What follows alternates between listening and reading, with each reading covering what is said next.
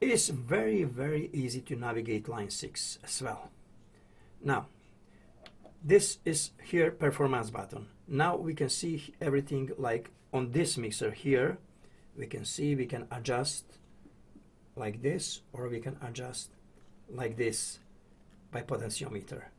So we can adjust every channel. Now, it is very accessible to do every kind of adjusting with those and those potentiometers. First, if we want to adjust gain here on this channel, let's say we have this channel that we want to do, or any channel, we will just press here and choose trimmer option. Now everything is red. Now this is for adjusting trimmer for each channel. Now here we have pan. We can now control pan for each channel. Now we can control effect A or B or C or D for each channel. So very easy and colorful, and once when we know colors, we can just, actually it is showing here colors. Red color for trimmer, pan. Now this is here for volume, but if we go here, we can go and control monitors. Monitor 1, monitor B, C, D, 1, 2, 3, 4. Let me go here. Beside of that, of those controls here, I want to just show you something else here. Now we can control FX. 4 FX we have as well: plate, reverb, doubler, delay. We can control outputs. Now presently monitor 1. If we have 4, we will see 4. Go to inputs. Everything what we can see in this form, or we can see in stage form. If you go to stage, now we see stage. I like this because now I see, for example, that is me. I can click on me and I can adjust whatever I want to do. I can go pan, trimmer, FX later. Then if you choose one musician, sorry, go to tweak. Now we can go to presets and call some presets factory presets, or we can save them. Presets that are in group: general presets, vocal, drums, bass, guitar, keys. So whatever we choose, when we choose that, we see here a list of the presets. Come on. And then we can choose which of those presets we want to use, and we want to use for that channel. So plenty control. We can name those presets. We can name scene. We can save scene. We can call scene, call presets. What is preset? Preset is for one channel, for one instrument, and scene is actually this what we see here on stage. And there is something very interesting.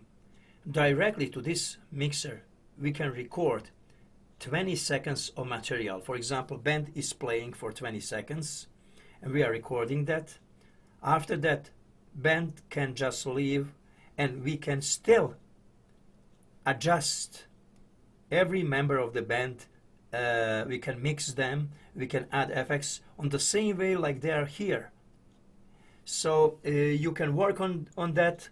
You can adjust them, mix them, give them effects. So that is really cool thing that we can do with this mixer. So generally I think so I told you everything about those two mixers. Now I want to show you something that I mentioned before. I have to move my camera. Okay, let me adjust everything and see. Look, there is my iPad. Now iPad, that is my computer. As you can see, my mixer Stagescape is connected to my computer. Right away, I can see here on my computer, if I go to device, and if I go to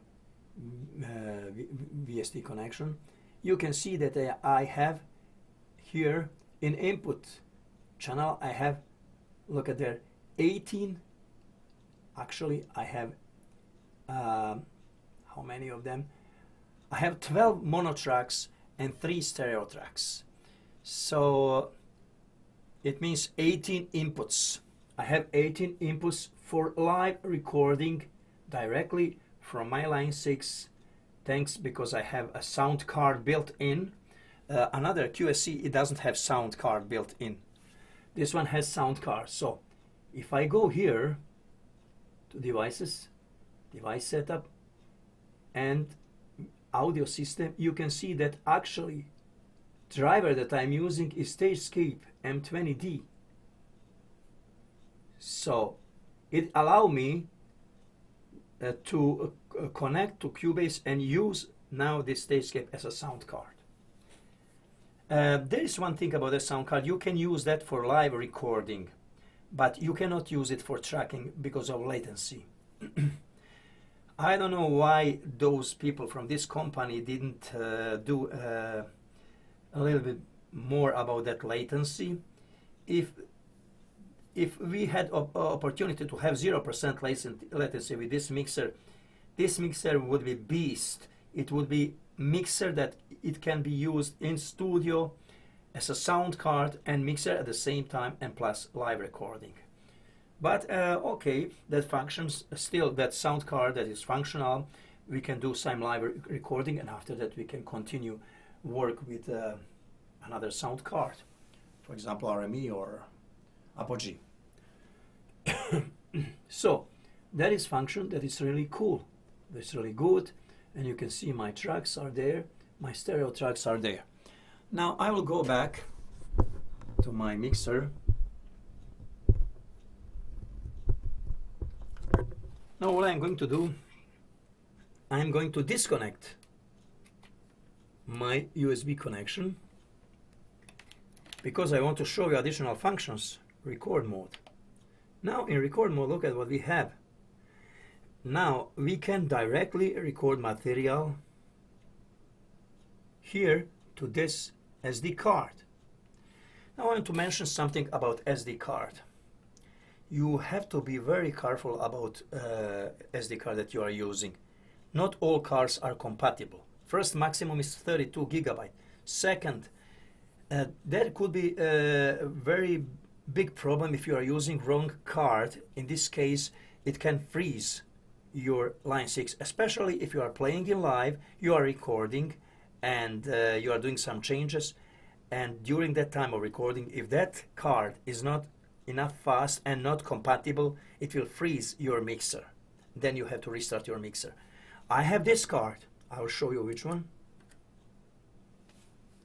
So it is Lexar Professional 32 gigabyte. So this card, 95 megabytes per second.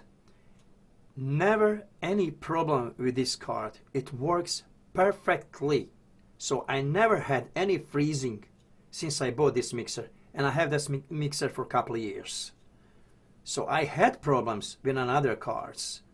I was exploring and I found out that this card works perfectly for this mixer. I will put back this card.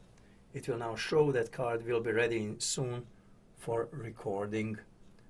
Okay, now card is ready. Now I can decide what I want to record. I want to record inputs and main mix, just inputs or main mix. And I have 7 hours of time for recording on this card. It's plenty of time. Whole my gig I can record. It's cool because after that I can just listen, or I can mix my material right away in this mixer. I don't need to go anywhere from here. I can finish whole my material here. And then when it's everything mixed, done, I can just play it like on that way and record it on something like finished material. But if I don't want, I can just take those tracks that are separated and I can put them in Cubase, import them very easily because they are in WAV format. I can import them very easily right away without any special program or any additional program. Just import them as audio, as any audio that you get from anybody, and then when you import them, you just continue to work on them. So it is amazing. Now when I go here to tweak, now if I go, actually I will go to setup or perform, it doesn't matter, and click on media, go to tweak. Now that I have that my media player where I can listen to the music that I have on my SD card. Beside of SD card, everything could be as well on USB stick. Now presently I have here my modem, but if I disconnect modem, on this place I can connect just USB stick. It will behave on same way like SD card. So, but I'm using this slot for SMI modem. So that is about those two mixers. This mixers, you have just cable connected here for power, but this mixer, it is 3 kilo, but you have to think about this thing that is as well very heavy, and you have to carry it around. If you forgot that, you cannot use this mixer because it has very special kind of connection that you must have actually particular this part. Then in this case you can use it with this mixer. So it is something that is kind of I don't like because I'm afraid that I will sometimes go on my gig and forgot that. But I like it because in this case this mixer is just 3 kilo without this. It doesn't take any weight for this, and it fits in my bag when I'm traveling. So I promised that I will make this video to one of my subscribers on English, and I did it. I kept my promise. Hopefully it was interesting to you. Thank you for watching this video. And on the end, just my conclusion that both of mixers are amazing, extremely good quality, and what is the most important, they sound very, very good, clean, professional. So some people, they are still skeptic about digital mixers. They still think that analog mixer is better than digital. No, it is not anymore. That is old story. That was maybe 15 years ago, and some people who has those pioneer digital mixers or cheap digital mixers, of course, cheap digital mixer that is $400 cannot sound so well like analog mixer for $400. You cannot buy a good digital mixer if you don't spend more money. You have to spend more money. You have to spend minimum $1,000 or more if you want to have good quality digital mixer. Yes, you can buy analog mixer for $400 or something like that, because there is Soundcraft EFX 12. It sounds amazing for that price, and double price of that mixer. You cannot buy a digital mixer with quality compared to that Soundcraft.